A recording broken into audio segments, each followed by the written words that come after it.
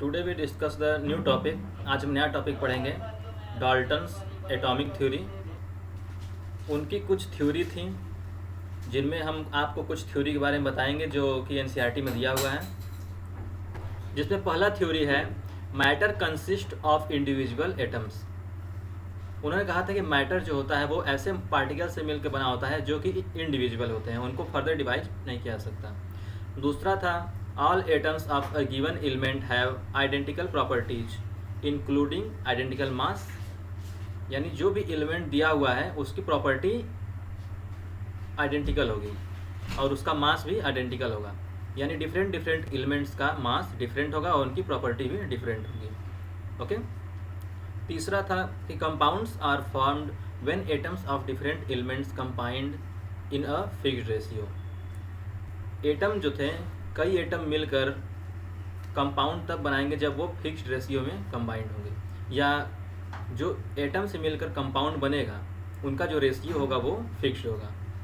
Okay. इसके बाद था चौथा जो था वो था केमिकल रिएक्शन से रिलेटेड। इसमें उन्होंने बताया था कि केमिकल रिएक्शन जो होता है वो एटम का रीऑर्गेनाइजेशन होता है।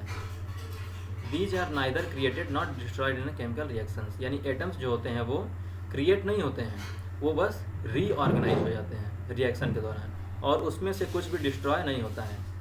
ये हमारा फर्स्ट लॉ को भी वो भी करता है। ओके।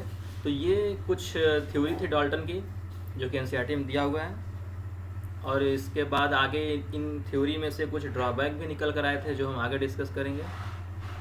तो आगे देखते हैं कि डाल्टन के कुछ लिमिटेशन जो थे वो क्या क्या थे। फर्स्ट लिमिटेशन ये था कि it fail to explain how atoms और different elements differ from each other. ये बता नहीं पाए थे कि डिफरेंट एलिमेंट्स जो हैं वो किस बेसिस पर एक दूसरे से अलग होंगे। ओके।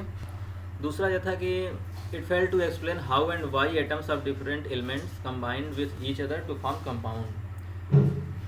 उन्होंने ये तो बताया था कि कंपाउंड कंबाइंड होंगे, लेकिन वो किस तरह से कंबाइंड होंगे ये वो नहीं एक्सप्लेन कर पाए थे।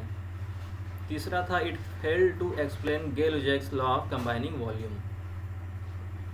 गेल-लुजैक्स लॉ ऑफ कंबाइनिंग वॉल्यूम जो है वो लॉ ऑफ केमिकल कॉम्बिनेशन में हमने बताया है, आप वहाँ से देख सकते हैं। तो ये इस लॉ को भी एक्सप्लेन नहीं कर पाए थे। जो उनका थ्योरी था उसमें इन सब चीज़ों का कोई एक्सप्लेनेशन नहीं था। It fail to explain the nature of forces that bind together different atoms in molecules. Molecule में जो डिफरेंट एटम्स होते हैं कंबाइंड होकर मॉलिक्यूल को बनाते हैं, उसमें कौन सा फोर्स होता है, कैसे वो बनते हैं, इसे वो नहीं एक्सप्लेन कर पाए थे, यानी उनके थ्योरी में ये सब चीज़ें नहीं थी। तो इस वजह से ये कुछ लिमिटेशन है। इनके और भी लिमिटेशंस थे, लेकिन एनसीईआरटी में जितना दिया हुआ है वो हमने डिस्कस कर दिया है। जो थ्योरी थी, थ्योरी ये है, और इसके बाद उसमें से लिमिटेशंस हो गए। इनके लिमिटेशन में ये भी था कि उन्होंने कहा था कि एटम्स जो होते हैं वो फर्दर डिवाइड नहीं होते, यानी मॉलिक्यूल्स, जबकि हमें पता है कि एटम जो होते हैं वो डिवाइड हो सकते हैं न्यूट्रॉन, प्रोटॉन और इलेक्ट्रॉन में। ओके।